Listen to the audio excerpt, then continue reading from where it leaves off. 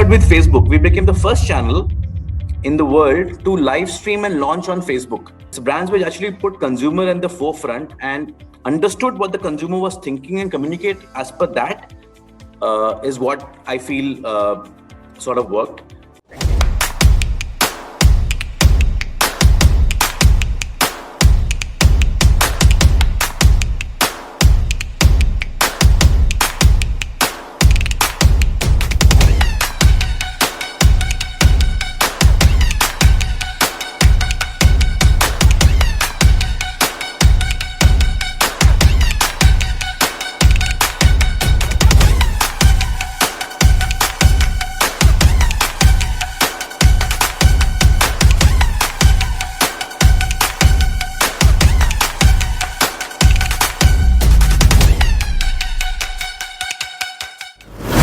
Welcome you all to the brand new episode of Icons Behind Brand video interview series Back to Basics in the Time of Uncertainty, where we are going to have a conversation with some of the leading minds in business.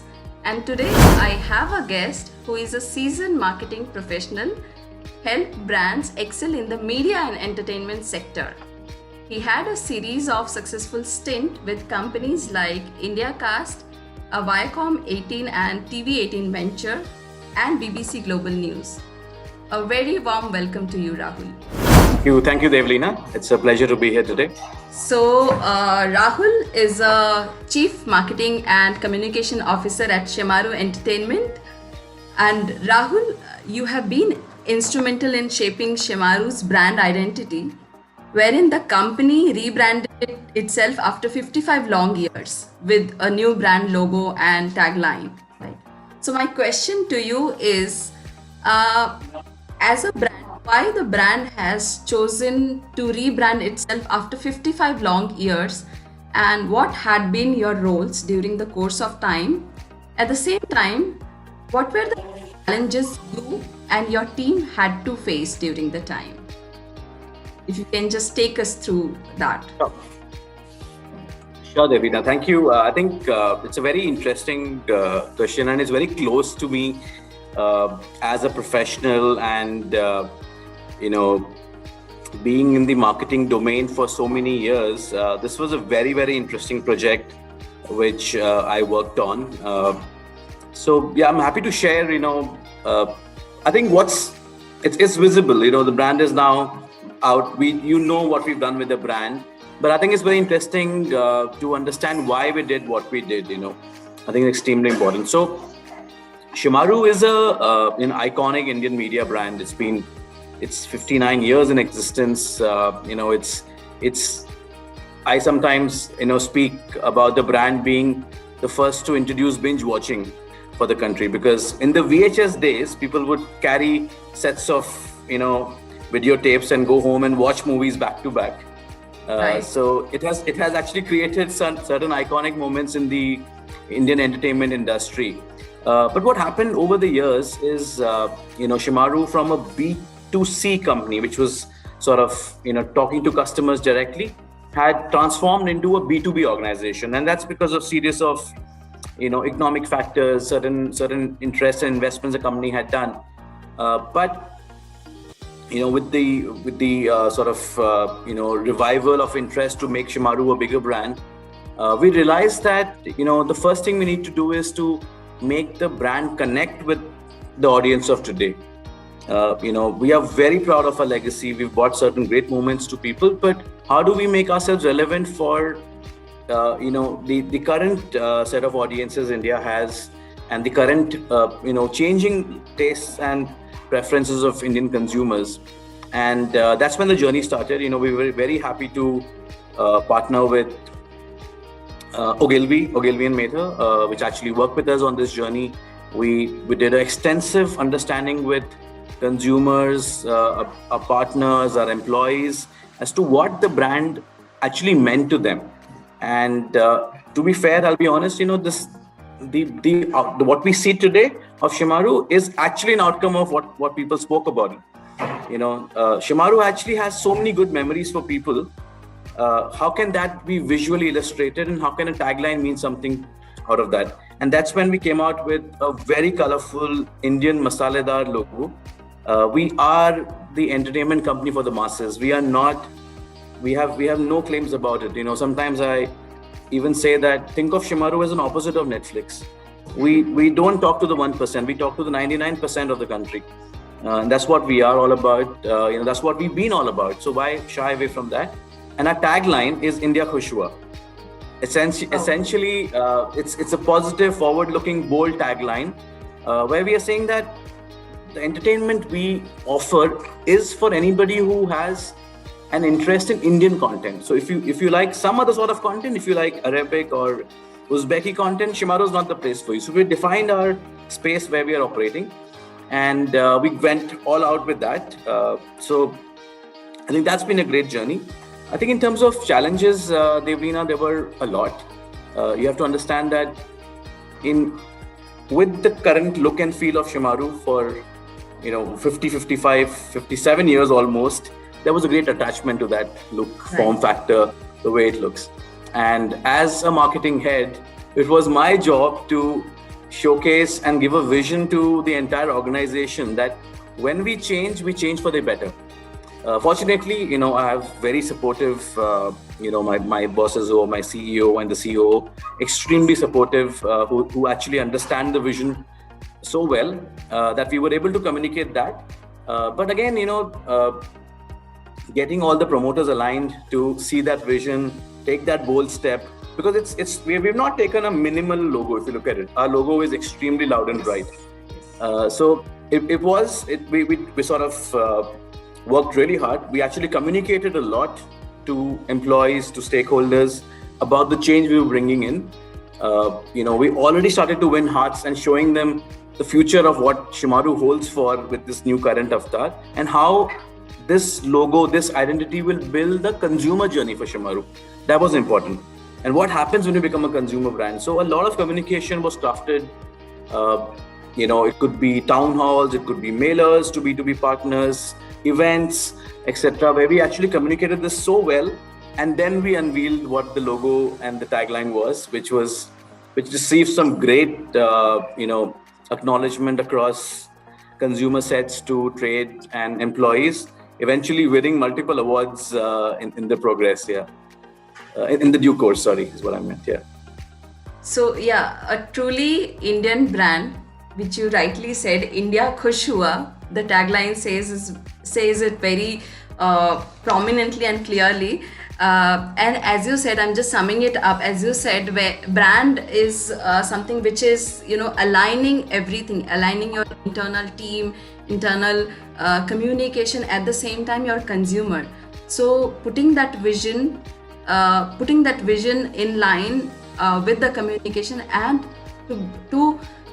keeping the connect with the consumer, that is where you have worked, and that is a commendable job, because when we are connected for so long with some brand and then we have to reconnect it, so we have to reconnect it to the better, and this is not an easy job. Amazing. And it's a journey, Devleena. Actually, it's not like you change your brand and you become new. Everything in the organization, everything about your product has to reflect that, right? So it's a journey. I've always explained to all my peers and my colleagues in the organization that don't look at the brand change as a watershed moment. It's not. It is something we're evolving into. Nobody is perfect, but this is our ambition. This is what we want to be. So let's get there together. And I'm also happy to share that the entire exercise of brand refresh which Shemaroo underwent, which took us about 4 to 5 months from the time I took on that mandate, actually has now become an IIM Ahmedabad case study. So there is a case study which actually talks about why did Shemaroo sort of look into a brand change and what led to it.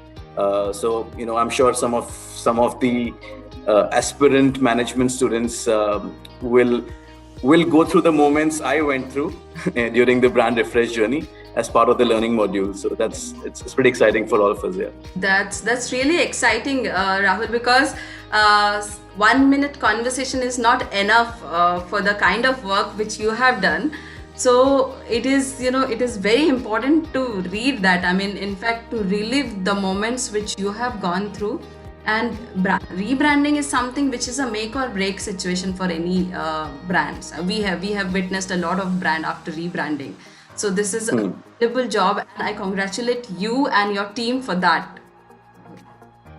Yeah, I think the credit goes to some of the vision of the Shemaroo founders, and a lot to our creative partners and to the team. I agree. So it's honestly it's me talking to you right now, but trust me, there was a lot of involvement from many of the people who should deserve the credit as well. Yeah. Yes, I can't agree more on that. And with that, Rahul, I'm just moving into. So we have seen a lot of uncertainty in the past 15 months, 1.5 years, right? So in uncertainty of this situation, marketers from every industry had to navigate a very different landscape. So what is the current impact of this situation in your industry, and how do we best respond as a marketer? Yeah, I think Devna. So yeah, in the last 15 months, so I was actually asked this question a few times very early on when the pandemic had hit, and a lot of my responses were not sort of fully there, because we were still in that moment. We were going through that. Yes. And now, after spending about close to 14-15 months living with the situation, I think there's been a significant amount of introspection, a lot of exchange of information, and and I'm very happy to share what I feel is something which has impacted the media and entertainment industry specifically, because that's what I represent as part of Shemaroo. So, I'll also talk about how did the marketeers in media and entertainment industry, and specifically from Shemaroo's point of view, how did we respond to it as well. So I think there were three major shifts. What I felt, what actually media and entertainment industry saw. First was there was a sudden shift in the content consumption. Suddenly entertainment became a necessity product, which wasn't the case. We were never the necessity for everyone, but when people were locked at home, entertainment was playing a very important role in people's life. Right. And that sudden shift in media consumption led to a new set of audiences coming to many media outlets and brands, and that's happened. I'm sure Devrina, you've explored content which you never thought you would be willing to invest your time in, and similarly you also found that there's not enough content sometimes, right? That happens. So that's been one of the biggest shifts we've seen. We've seen from a very broadcast oriented media entertainment, where you actually create content for a set of audiences who watch it at a predetermined time. This came a time of content on demand as per my like and dislike. So I'm not going to watch what everybody else is watching. I want to watch what I want to watch at my own time, at my own convenience. Right. That shift was a very big shift. We were all aware of this shift to happen in some time in the future, but that hit us very suddenly. So that's number one. That shift changed a lot of things the way we do right now. Second is the media industry was impacted significantly with the revenue decline as well. While the consumption of content was increasing, the advertising spends dropped drastically, right? There was not much movement happening in terms of purchase during the lockdown periods, etc., and that impacted many brands. So the advertising-led industries in the media had a big suffering. The ticketed events in the media industry had suffered a lot as well, which means theatrical, which means live events as well. Mm-hmm. There are concerts, there are sports entertainment which happen, which people buy tickets for, and obviously movies in theaters. They were all impacted significantly. The only growth area where people saw revenue increase was on the subscription-based businesses. which sort of became a center stage very, very quickly in the Indian media landscape. People started to actually pay for content rather than it being fully funded by advertising. So that was the second part, and the third part is the fueling of media and entertainment industry, which is content. The content supply came to a standstill almost because of there was no shoots happening. There was actually the Indian media industry, one of the biggest part of the media industry is the broadcast, the channels, and which run on daily soaps or films. There was no content which was being shot, with production stopping fully, which led to a lot of imbalance in the entire ecosystem. People looked at library content, rehashing content. People innovated a lot here and there, but that was one big impact we felt in the media industry, which is the content supply. So, I think the next part of the question is how did marketeers in the media industry respond to it, and how did we respond to it as Shemaroo? Right. I think, we embraced digital very quickly. We are in a way a digital media organization, but we leveraged that even further. And something like, looking at data sets, which was supposed to be on a scale of 1 to 10 at about 5 or 6, suddenly became 8, 9 to understand consumers better and offer them new content, etc. Also, we had to look at ways of, being in sort of, creating new habits of content consumption. So communicating that to the audiences, getting them on board to newer experiences, such as, transaction VOD, where you pay for a content or, offer them new genres, and communicating that became extremely important. And the last part with the journey which Shemaroo was already embracing is becoming a consumer brand. How do we accelerate that? How do we become from a B2, B2C company, a B2C company directly? Because digital opened up those avenues much faster for us during the pandemic time, and we started to embrace those. So across media, marketers have looked at newer avenues and channels to speak to their audiences, which were undiscovered earlier. I think overall that's the way I would look at it. So as you said, you have quickly understood the pattern of the behavioral change of the consumer. Same time, the impact came into the demand supply part of the content, and as a marketer, you have responded it in a way like, understanding the pattern once again, and best responding with the right content and the right way, with a right education to the consumer. That's right. Awesome. So as a brand, what was your standpoint during the time of pandemic in terms of, so there is a thin line between keeping the conversation going, at the same time not sounding too offensive. So where and how did you balance it? Right. So, we've all learned about, especially marketeers and communication professionals, we sit with their agencies and we look at crisis management protocols and, SOPs, which we will implement within the organization, and we sort of keep that framework being updated every time. But all of that went for a toss, immediately. I think it was nothing which all of us imagined. So there was no set formula for us, to be honest. So we had to discover it ourselves, the journey, what's going to be. What really helped is, see, the consumer was obviously evolving, was changing, and as a brand, and also brands which actually looked at addressing consumer concerns in some way. For example, brands which upright communicated that they are upping their production facility to meet demands. That's what the role of communication also became. It wasn't always about building, taking an opportunity and selling more, or doing a tactical sale. brands which actually put consumer in the forefront and understood what the consumer was thinking and communicate as per that is what I feel sort of worked. Brands which gave a solution to a customer also worked.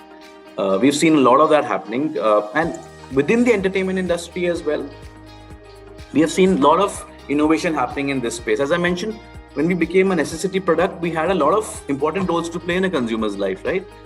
There is no content being created, but how do we still entertain the customer in the best way possible? So that they stay at home. So we were playing that role. So as Shemaroo, what the stand we took is that we will keep the communication on. So that was very important for us.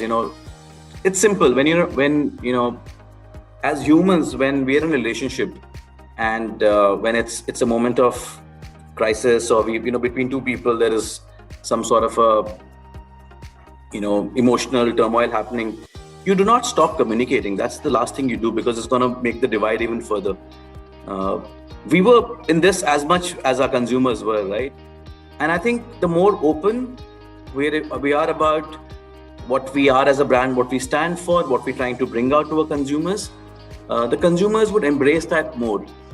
And I think that's something I truly believe as a marketer, that it's the human part of the brand. You have to keep communicating. You don't sort of wait that when it's a good time only then I'll communicate. That doesn't work, because the consumer is attached to you for a certain reason, and you just don't distance yourself away because it's a moment of crisis. Actually, you should try and over communicate so that you become even closer to the consumer, and that's something which Shemaroo we continue to do. I can even give you an example. Within the lockdown period, we launched a full-blown Hindi general entertainment channel called Shemaroo TV on 1st of May 2020, peak of lockdown, because we felt that there are so many consumers sitting at home right now. We had a plan to launch it. It's not that we planned it during the lockdown, but we said, why hold it back? Why not go and launch it? And we also looked at the landscape. At that point of time, print was not being circulated. Outdoor, there were no opportunities. We partnered with Facebook. We became the first channel in the world to live stream and launch on Facebook. So we embraced digital. Everybody had two screens at their disposal. One is your TV screen, the one right behind you, and one is the mobile screen, right? So there were two screens which people had at all times. So we said, let's try and see if we can tell people about what we are able to offer through a mobile screen. And that's what the partnership led to. We didn't stop at that. We did multiple new initiatives and innovations on our OTT space, to the extent we recently upped our entire offering for the Gujarat market. In the regional space, we've entered in a big way with the promise of a new content every week. While we have 500 plus content pieces, we also are adding in new unreleased movies, web series every week. So our belief as an organization is that don't stop the communication. Keep it going. The pandemic has affected us in multiple ways, but we also have a responsibility to play in the consumer's life. And how can we fulfill that? Awesome. So, as you rightly said, it impacted me as well. There is a relationship between two people. So, just consider that as your relationship with the consumer, and you can find out the solution, like what could be the solution, right? So, I think Correct. that is extremely good example. That when you go through with emotional turbulent time, you don't stop communicating, right? So, and also it's important to talk less and listen more, what is important, and you responded so well on that part. Awesome. And there are so while I would love to take the credit for being the original thinker behind this, but there are enough and more empirical studies which show us that brands which communicate during a crisis come out much stronger as compared to brands which don't. And there are enough and more studies done by, Gartner to McKinsey, and it's actually a fact. It's not something which, though it sounds correct, but it's also factually correct. And we've seen that happen in previous crises as well. So that sort of also helped us to ensure that we're on the right track. And as a brand, you are given a lot of power from the consumer because consumer listen to you. At the same time, it is our responsibility to take care of their well-being. Correct. So I felt Correct. that way communicating well at the time of emotional crisis is extremely well through any channel. Yeah, I can give you an example. When the COVID hit, if you logged on to Shemaroo Me, the app that time, the first message actually was to sanitize your screen, because the mobile phone is one of the biggest carrier of germs and infections. So the first message actually which pops up was, this is how you wipe your screen and this is what you do to wipe your screen, and then you can start watching content. You have to actually click it off to go to the main part of the content. So, and that's how important, sometimes entertainment brands have a role to play in consumers' minds. So it's relevant, it's important, at the same time it's very catchy in terms of the advertising point of view. If you see, it's very catchy that this is something new and something very interesting which came, and again you are connecting with your consumer in a very right way, in a very relevant way. Awesome. Right. So how do you see, the key challenges coming your way in the next in the post-COVID era, after the pandemic, and how the consumer behavior will change in the time to come? Yeah, I think one thing personally I have learned and embraced is, and it happened because I was pushed into it, is always have a very agile mindset. Plans are good to be made. They give you directional indication of where you're heading, etc. But always at every point of time be open to taking a different course. Number one, and secondly, have a crisis plan in place, which is actually the term a lot of us use, the term plan B. What is your plan B? I don't know how many of us actually practice that, theoretically, because we always work with our plan A and we go all out to make our plan A successful, but we don't really focus too much on the plan B, which is the crisis plan. What happens when we hit something? And that's something which I have learned, and I talk and I speak about it to my fellow marketers and within my teams, as to situations can change. Be in an agile mindset. Your target, we are achieving this goal, but there are multiple ways to reach that goal. Let's keep all of those options alive while we work on plan A fully, but there is a chance that we might look at plan B or a crisis plan. Take that up in all ways possible. So that's something which has given us a big learning. So imagine you're managing a P&L for a big broadcast channel where you are you're scheduled to make X 100 crores by month 5, month 6, and suddenly you can't shoot. There are no advertisers. What do? You've got to look at either a plan where you save, either a plan where you go upstream. You got to do something different. You can't just sit there and wait for situation to get better, or and not improvise. That's not something which is an option anymore. So that's where I felt most of us have evolved to. I would hope so, and I have personally as well. I think in your next part of the question was what will the consumer behavior change to? Correct? Is that in the coming point of time, how it is going to change? How are you foreseeing it? Yeah. So I feel the consumer is always evolving. Okay, it's just that during this period, a lot of us as marketeers actually paused and heard the consumer more than what we would have earlier in the past. We actually, in the past, we would hear consumers for either a campaign or some sort of communication we want to do, right? Get your inputs, or make a business plan recourse basis the consumer's feedback, etc. But this is the first time where most marketers had actually spent time understanding the consumer, the mindset, what is changing in the consumers. And consumers also, thanks to the digital expansion, were extremely vocal to the entire period and have been. So this is actually a very, very good moment for marketers to get a good understanding and embrace customer feedback to implement their marketing plans. Create more communities, forge connections, and how does those connections underscore your values and purpose as a brand? I think that is the most important part, which the consumer changes we are seeing, and it will be in times to come as well. So more listening and trying to see what is your value and your purpose for the consumer is something which is the shift I've seen. So, in what ways your relationship with your agency partners, like your creative agency partners and media buying and planning agency partners, have changed of late? And what is the one must have quality you see in the agencies of today's time? Yeah.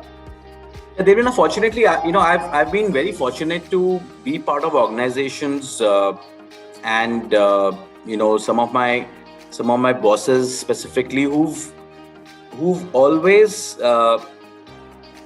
valued an agency relationship with the marketing team, and that's something I've seen is not a very common trait.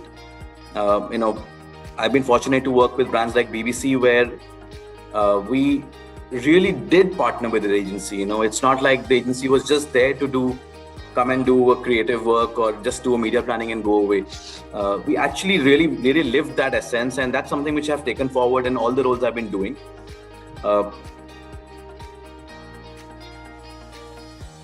See, for me, when I always say that when you are looking at an agency to partner with, you need to have certain, I think three important parameters. One is, what is the level of interaction you have to do with that agency? So 3 I's actually. Yeah. What is the level of interaction you will do? What is the level of intelligence does the agency bring to you? And third is, what is the level of ideas the agency brings to you? As a marketer, in this day and age, we are flooded with information. We can't capture a lot of information. Agency at most times become our ears to give us the right information and give us the actionable benefits as well. Not limited to just, it's my job to tell the client, I've told him, but no. Tell us the right information and the actionable benefits, which will help the brand move. Technology is moving so fast. Most marketers, we would claim that, we are abreast with technology, but the fact is we're not. If we have the right partner who can come and give us the right guidance that, Rahul, we feel that our brand currently lacks this, and this is the actionable, and this is what will lead us to. I think that's when the eureka moment happened, and that's when the agency-client relationships become better. Marketers now are forced to change, the way they look at an agency-client relationship. I think it's gone, and similarly from clients as well. I think there's a huge amount of movement happening. So yeah, unfortunately, the pandemic saw a lot of churn happening with the agencies. I was reading up some report a couple of months ago. Close to 48% of marketers changed their creative agencies during the pandemic phase last year, which is surprising because these relationships are built over a period of time. Right. The ideas, the interaction, and the intelligence don't come overnight. They take time to build, and that's the fate both agency and the client have to have together to build that relationship. And I think the magic happens then, when and the term these days is not clients as much; it's partners, right? Right. It's people don't use vendors or agency. I think the term is moving to partners, which personally I like. And honestly, I've been fortunate to work with really good agencies, be it from our current media agencies, from the Dentsu network, or be it a creative agency. So I think the more we are able to give that liberty to the agency to come and have open conversations with us, the more we benefit as marketeers. Perfectly said. That when we call it as a relationship, it has to be a relationship. It has to be understanding each other's need and requirement. So with that, I'm moving to our next question. What is the biggest professional hurdle you and your team has faced in the last 15 months, and how did you overcome it? It's a very interesting question. I think I spoke about how marketing plans, your annual 12-month calendar goes for a toss. I think everybody is sort of facing that as marketer. But very specifically, if I speak from a marketing domain point of view, because that applies for every business, your plans have gone for a toss, even if you're in HR or administration or doing anything else. But as a marketer, the biggest challenge I faced is embracing the new media mix. The media mix to talk to consumers for your brand has changed. You don't. There is a. Let's look at BTL. Where is BTL now? Yeah. For an entertainment brand, BTL works brilliantly. Okay, and I don't have that medium available for me anymore. At least for in the current period, I'm sure it will revive back again. A big marquee tentpole announcement on a jacket of a newspaper works brilliantly. That wasn't available a few months, like about a year ago, if you look at it, when there was a halt in distribution of newspapers. So how do you talk to your customer? Is digital the only channel? Is television the right channel? I think that is something which sort of was some of the biggest hurdle I faced. Because we knew what has been working in the past, but how do we know what's going to work in the future? Right. And that's a lot of data we had to put in use, we had to embrace. And typically what happens when you do digital, the measurement is you want to do that immediately. You don't want to leave anything for brand building for digital, right? That's typical. That's how the industry is looked at. So how do you build a brand, a pure branding exercise through digital medium without a KPI of ROI on that? Those are the things also we have to look at and embrace. And that's what I've been working on. The question is, have I overcome it? Yes, a long way. We've been marketing endlessly during the lockdown as well.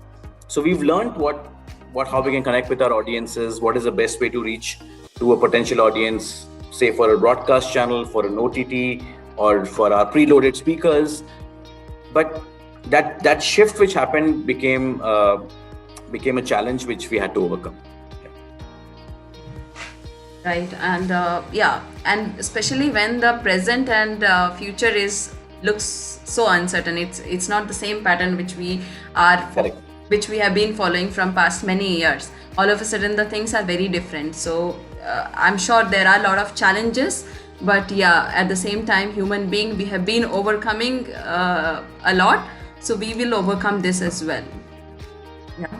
So as a head of marketing, right? So this is a position where we have been given a lot of power. At the same time, we have been given a lot of responsibility from the brand. So what is the biggest risk you have taken as a head of marketing which got totally paid off? I think for me, if you ask me at this point of time, would be the rebranding exercise which I took sort of forward in Shemaroo, and especially the tagline India Ko Shua. In the course of rebranding, when you do your taglines in this current day and age, become things like redefining entertainment, or ultimate entertainment, or new age cool something content. I sort of along with my peers and my teammates, took a stand that if you have to become a consumer facing brand, speak the consumer language in your tagline as well. A lot of taglines don't make sense to consumers. There are like 1 word or 2 word taglines, which are very business taglines. So one is taking a very bold step of making it a very filmy, massy, masaledar tagline, and then putting it out there in consumers sort of minds and faces, and that has been accepted really well, I think. So that is something which I feel was a big risk. We didn't know, because no brand has taken such a big risk of, after so many years, rebranding into a 5-color logo and then adding such a loud tagline to itself. And that's a risk. I think it truly paid off. And that's a courage, that's a courage of the team and the brand itself, because a minor change for a brand like this, I mean, which is a legacy brand like this, is a big shift. So in the past 15 months, what have been the most important leadership lesson for you? What you have learned? Yeah, this is actually an area of interest for me as well. I really look up to how leaders sort of embrace situations which come, and how do they come out of it. For me personally, I've learned, or something. There are 4 things which have become part of my mantra now. I think number 1 is be agile, as I've already mentioned that briefly in the past. And be agile, not just by saying it, actually living it day in, day out. That's extremely important. I can say I'm an agile marketer, but what does an agile marketer do? What does the agile mindset do? I think that's something which, as leaders, we all need to embrace. And it's not a good term to know. It's actually something which we need to live by. I think that's what I feel. The second important leadership lesson is look upstream. That's something which I feel has worked really well. Listen, this sort of has 2 phases to it. Understand your current state. Don't be oblivious to what you are going through. Understand, which could actually mean self-reflection as well, looking at the kind of biases you have as an individual or as a person. Understand them. Be aware of the biases you are living with, or you have as a professional or personally. Once you have that in control, start gradually building a practice of looking differently, looking at things in a different light. So the term upstream, comes from the management term of looking upstream. Actually comes from the how salmons work the other way around on a river to go in a different. Should I do a retake for that? There was a doorbell, right? So yeah. So the term comes from how the fishes go upstream in the river to jump away from the tide and do it differently. It's actually a process. It's a continuous change we all like to bring in as an organization. Otherwise, we will be limited with our performance. We will be doing the same thing every time. We need to change that as well. And organizations which are doing that right now are the ones which are succeeding. So the third part of leadership lesson for me, which I have learned, is listen. And I've spoken a lot about that. I think listening to consumers is what has become part of my, my mantra now. Consumers want to speak. We just have to be open to listen to them, and we have to listen to the right channels and the right places. That's very important. And you have to create opportunities for consumers to speak. We can't just expect that consumers will come and talk to us. Create that opportunity, engage more and more. That's there. And the last, which I'm sure all of us have discovered, is empathy. I think that's empathy for people, empathy for your team members. Let your teams voice the apprehension. Do not, give the opportunity. Stay in touch regularly. Call up your teammates, check out if they're doing fine. So I've had conversations with my team members where I've asked them, are you feeling overwhelmed for a certain task you're currently doing, which I probably would have not asked as directly to my team member in the past. And I've got beautiful responses from people, and I've actually got people telling me, yes, we are feeling overwhelmed because we're going through so many emotions right now. Right. Appreciate team members a lot, which all of us as leaders do, but make celebrations more frequent than what they were earlier, because that's what will foster teamwork.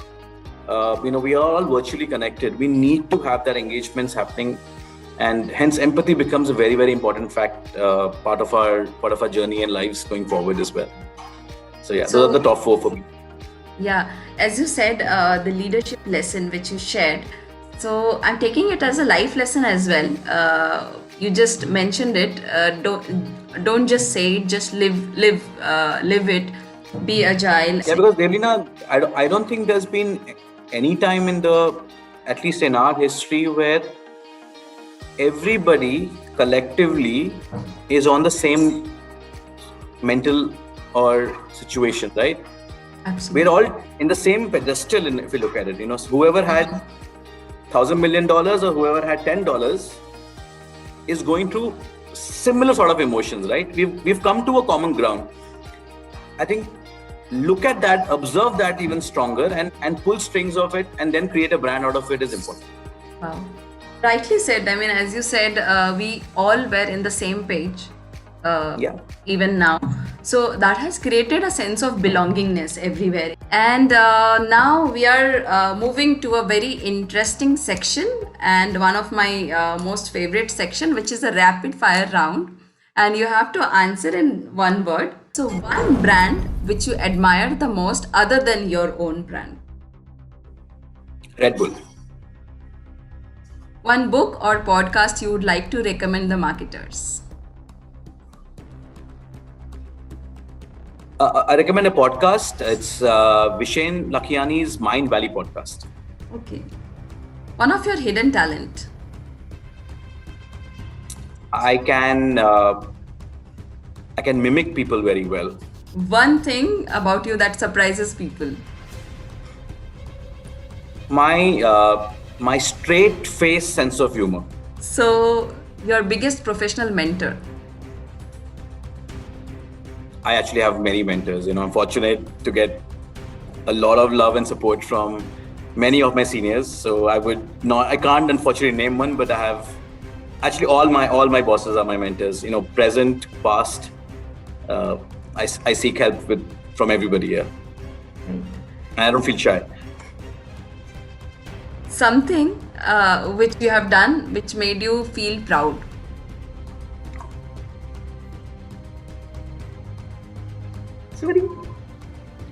It's a little bit more personal. This for me, it's not nothing with professionally. I'm yet to still achieve that level, I would say. Personally, I think this sort of feeling I had is when I became a father. I think that I sort of felt was a big accomplishment for me. Sorry, it's not a one-word answer, but yeah, to give you that. Beautiful. Nice. And now I'm moving to your message to the aspiring brand managers, to the marketers, Rahul.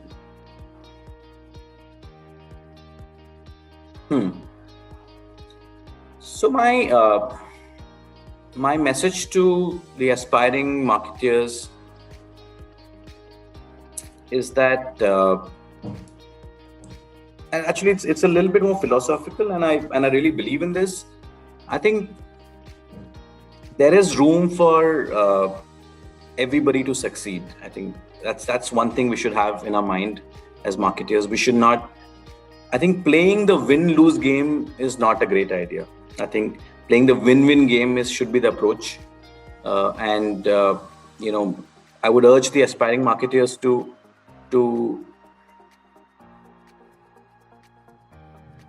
not limit their thinking with just one act. I think it's a journey you're getting into. There is room for everybody to succeed. Hence, if you know that you're going to succeed, you will succeed. You will take bigger risks. You will make better meaning out of your brand. You will do things differently because there is no chance of failure. You will succeed. So I think that's the mindset we should play with. you will see temporary setbacks, but that doesn't mean you failed. I think look at the journey as of a marketing, that you will see temporary setbacks, but you will also succeed. So please play that game. Please do innovate, do things very differently, and I think that's what would get you back at work every day, and make you do beautiful things. Because it's not that I'm doing this for 6 months or 1 year. It's a long-term period you're going to be doing that role. So keep that in mind and go all out and enjoy every moment. I think that's important. That's quite motivating, Rahul. Enjoying the journey, be your own cheerleader, and look at your long term goals and go towards it, run behind it. And because there is no failure at all, there is always a win. So I just love the message personally. Yeah, and it was amazing conversation with you, Rahul. It was wonderful having you. Incredible conversation. Great key takeaways for me and for the viewers, I'm sure. And thank you for coming to us. Thank you for your time and valuable insights today. Thank you, Devlina. I'm very happy to have this conversation with you today. Thank you so much.